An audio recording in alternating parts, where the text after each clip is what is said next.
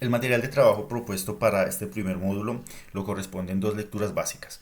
La primera, que se la recomiendo muchísimo, se llama, es extraída del libro Repensar la Pobreza, escrita por Adit Banerjee y Esther Duflo en el año 2012, quienes en el 2019 ganaron el Premio Nobel de Economía junto a Michael Kremer por sus contribuciones en el estudio sobre la pobreza y cómo abordarla y cómo superarla. Entonces resulta interesante que lo puedan leer. Y en este capítulo que se llama Emprendedores a regañadientes, ellos hacen un trabajo particular y es evaluar cómo o por qué las personas deciden emprender. Y es interesante los hallazgos que hacen, como que cerca del 80% de las personas en algunos países en desarrollo quieren que sus hijos trabajen en el sector oficial, en el sector público, porque no quieren que sus hijos se conviertan en personas, en negociantes o que tengan su propio empleo por la baja remuneración, por la poca especialización, por la vulnerabilidad a la que están expuestos. Entonces resulta interesante ese estudio.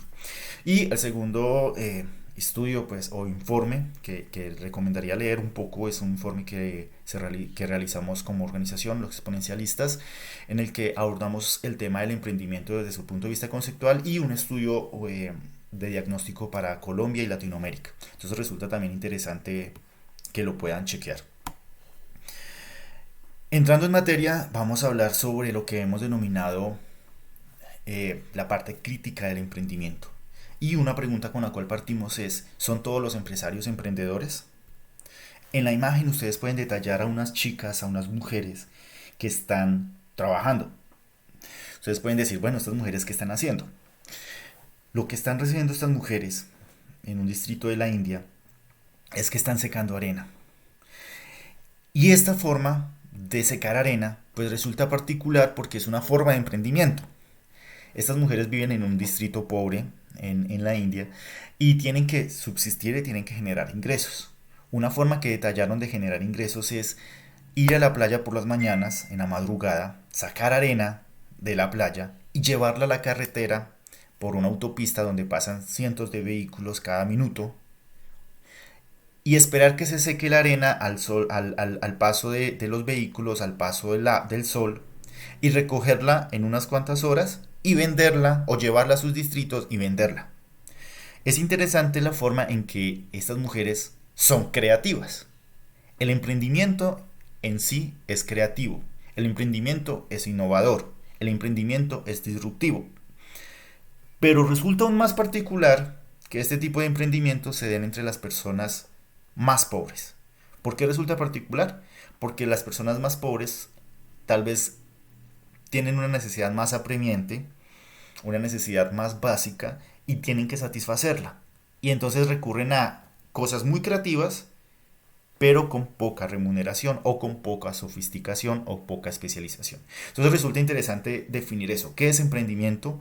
O si todo lo que nosotros denominamos empresas responde a un criterio de emprendimiento, como lo vamos a ver mucho más adelante. Aquí vamos a entender dos cosas importantes y qué es, y vale la pena tener en cuenta. ¿Qué es un hombre de negocios y qué es un emprendedor? Un hombre de negocios puede ser aquel que compra barato para vender caro, el dicho popular. Mientras que un emprendedor puede ser alguien que compre, pero que transforme y genere un valor agregado. Entonces vemos que el proceso de la sandía es muy básico. Compro una sandía, si soy hombre de negocios, la compro en un lugar y la llevo a otro y la ofrezco a otro valor. Si soy un emprendedor, compro una sandía, elaboro un jugo de sandía y lo vendo a un precio distinto. Entonces, aquí vemos un poco más clara la definición de qué es un emprendedor, a qué es ser un hombre de negocios o qué sería una empresa. El emprendimiento responde a una creación de empresas, ¿sí? Y las personas son creativas al querer ser empresarios y querer solucionar problemas sociales. Esta forma de crear emprendimiento respaldado en una necesidad, pues puede generar lo que se denomina un emprendimiento de subsistencia. Los emprendimientos en Latinoamérica por lo general son de subsistencia. Gran parte de la estructura empresarial latinoamericana es unipersonal. Son empresas de una sola persona o de un núcleo familiar reducido que responde a una necesidad urgente de recurrir a trabajo para generar ingresos y recurren a autoempleo. Entonces, También resulta interesante cómo en este libro, que se llama La paradoja de la prosperidad, se hace un estudio un poco de caso y se llega a la conclusión de que en los gobiernos se ha llevado o se ha atentado a que exista una política de financiamiento, una política de inversión para los emprendimientos y para las empresas.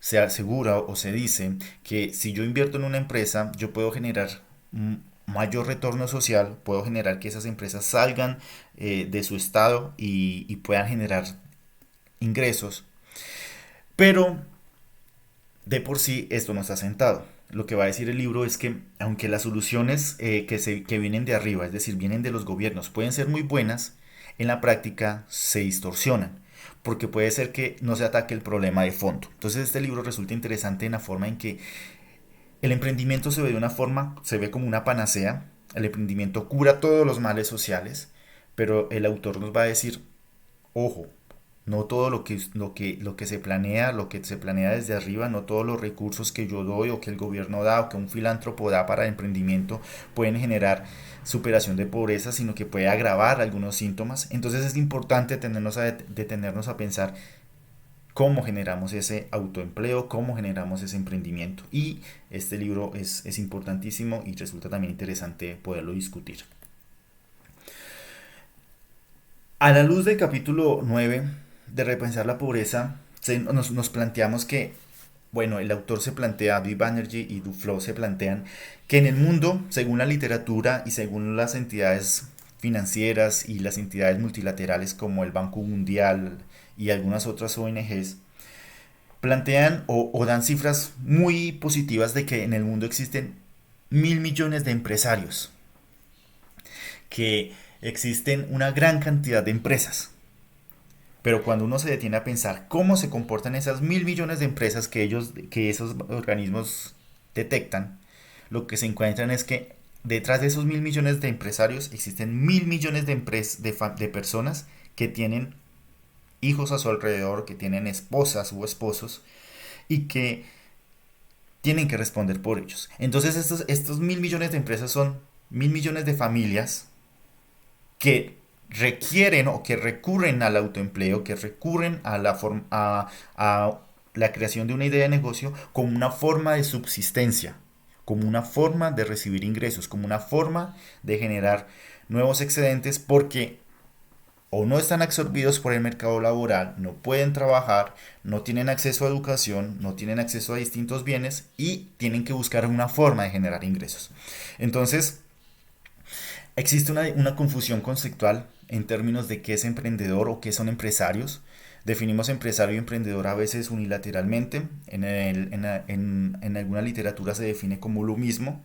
Y cuando se va a hablar del empresario se mezcla todos los empresarios como aquellos que montan un negocio de subsistencia, como aquel que monta un negocio en la calle, y aquel que puede generar cientos o miles de empleos y también se meten en la misma caja, en el mismo box. Entonces esto genera una serie de divergencias, una serie de disparidades que vale la pena analizar y que no vale la pena mezclar.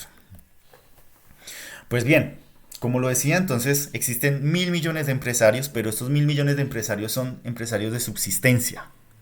Personas que tienen su propia granja, que tienen su propia finca, que tienen un negocio de baja remuneración porque no tienen otras opciones. Y entonces aquí hay algo importante, y es que la actividad emprendedora, el hecho de que alguien desea montar su negocio, no responde a una oportunidad que ve en el mercado, sino a la carencia del mercado por absorberlo y darle trabajo. La actividad emprendedora surge tras la imposibilidad de acceder al mercado laboral. Y entonces caemos en algo que se llama un círculo vicioso. Esos pequeños negocios que surgen tras la imposibilidad del mercado laboral pues son poco especializados. Son empresas muy pequeñas de una persona o de una familia que por lo general y en la teoría y en algunos estudios de caso seguirán siendo muy pequeñas. No crecerán. ¿Por qué no crecerán? Porque por un lado tienen poca especialización, poca diferenciación y por el otro no existe reinversión de recursos. lo que generan sus excedentes pues no son reinvertidos, sino que se dedican al consumo de subsistencia. Tienen una familia que responder, tienen alimentos que conseguir, tienen una canasta básica que adquirir, y entonces esto genera esos problemas o esas vicisitudes o esas disparidades en términos de creación de empresas. A veces podemos estar nosotros engañados si pensamos que es que todo ese mundo de empresas, esas 1.000 millones de empresas o pequeños negocios pueden ser una salida a la pobreza. A veces se recurre a algo que se llama la clase media perdida. Y es que existe un grupo de personas, un grupo en la clase social, en el grupo de trabajo, en el grupo de empresas, que aunque es importante, genera la mayor cantidad de empleos. Y esos empleos son mucho mejores que tantas cientos de miles de empresas que generan un consumo de subsistencia. Entonces, como decía anteriormente, existe una visión exageradamente utópica, una visión demasiadamente optimista que, que se contrapresta contra el libro de la paradoja del emprendimiento, y es que las personas pobres se espera que encuentren unas oportunidades de éxito y que salgan de la pobreza y se conviertan en empresarios exitosos. Esa paradoja del emprendimiento hay que desvelarla. Si no existe o si existe un limitado acceso a la creatividad, si la innovación es reducida, si la disrupción o el nivel de transformación es muy poco, el poder de que esas pequeñas empresas o esos pequeños negocios se transformen en exitosos es reducida. Aquí es importante tener esa claridad. Si no transformo, si no genero valor agregado, la capacidad de recibir ingresos y ser exitoso es limitada. Con un pequeño empujón, muchas instituciones han querido ayudar a otras empresas a que puedan crecer. Hay ejemplos exitosos. Una de las soluciones que se plantea o las panaceas que se plantean en términos de emprendimiento es dar subsidios y dar créditos y dar inversiones a pequeños empresarios, de modo que al yo darles recursos, al yo darle dinero a una pequeña empresa, esa empresa por sí sola va a tener éxito. Y esto también se convierte en una falacia, en una utopía. Los modos de inversión o los modos de subvención o los subsidios que los gobiernos o las empresas privadas dan a otras empresas pequeñas a veces distorsionan el mercado, y en vez de ocasionar el éxito empresarial, lo que ocasiona es una distorsión y el fracaso, porque muchas de esas pequeñas empresas no tienen un propósito firme, son empresas de subsistencia, no tienen un propósito a largo plazo por lo general, por lo tanto son muy susceptibles a las crisis, a lo que se denominan los shocks. Son muy susceptibles, y eso hace que el poder de transformación sea muy reducido. Los casos utópicos existen, pero son muy reducidos. El gran porcentaje de la población emprendedora, que representa un alto porcentaje de todo el total empresarial, pues no llega al éxito empresarial. Entonces también eso es sumamente importante discutirlo. Y ese mecanismo se denomina trampa de pobreza del ciclo empresarial. Muchas entidades de préstamos y muchos gobiernos deciden darle un empujón a través de un préstamo a un pequeño negocio. Si ese pequeño negocio recibe el préstamo, el monto del préstamo debe ser lo suficientemente alto para que exista un empujón y pase de este punto inicial al punto del círculo virtuoso. Si el empujón es demasiadamente pequeño, no va a tener la suficiente fuerza para superar esta línea decreciente y va a caer en el mismo lugar.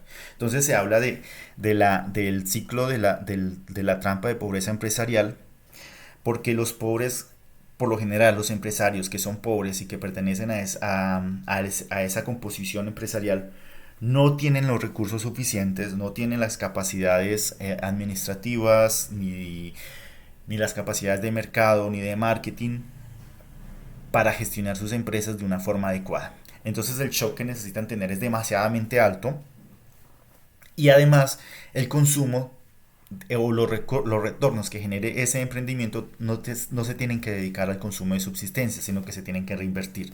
Y como les dije, las personas por lo generalmente pobres que deciden emprender o que deciden montar sus negocios, pues no pueden decir hoy no voy a comer porque hoy voy a reinvertir. Ellos dedican gran parte de sus excedentes a la renta de consumo, a su consumo básico. Entonces las empresas pobres que abundan en Latinoamérica, que abundan en gran parte de los países en desarrollo, pues tienen una serie de características. Generan pocos empleos, son poco rentables, eh, el empleo sería el de ellos, sería tiempo completo o medio tiempo o algunas horas, y muy pocos otros empleos que puede ser de su familia o amigos cercanos. Son poco rentables porque generalmente eh, no tienen una especialización adecuada y no tienen una inversión adecuada. Y para superar y para que sean rentables tienen que tener un préstamo demasiadamente alto. Tienen que darles un empujón demasiadamente grande que los haga salir de ese círculo de pobreza. También tienden a tener escasos inventarios.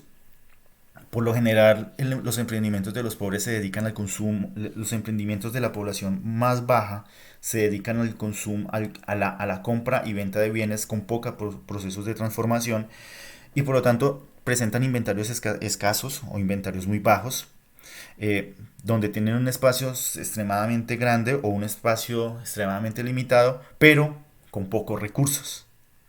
Y si tienen un espacio grande, pues no tienen cómo llenarlo.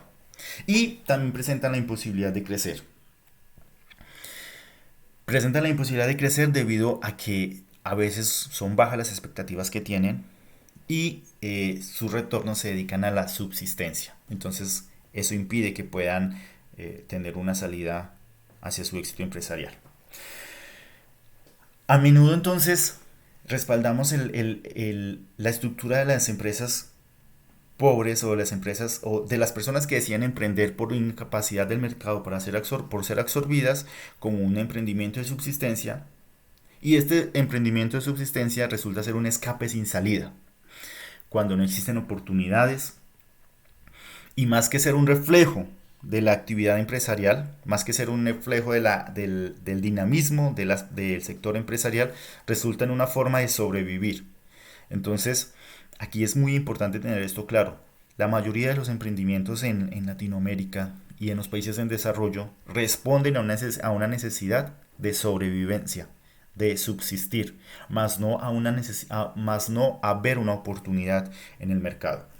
Esto es muy particularmente interesante para nuestros países y la invitación es a que nos detengamos a pensar por un momento qué descubres tú cuando sales a la calle en tu país, qué descubres y qué ves a tu alrededor. Tal vez ves puestos de trabajo, tal vez ves distintas formas distintas formas de emprendimientos, distintos tipos de negocios, emprendimientos de alto impacto, emprendimientos de subsistencia. Tú puedes ver en una esquina perfectamente una multinacional en un edificio de 20 plantas y puedes ver ahí en esa esquina también un emprendimiento de subsistencia, un pequeño negocio que surge al lado de ese gran negocio, pero que a la par se consideran empresas. Y vemos esa disparidad enorme que hay entre uno y el otro.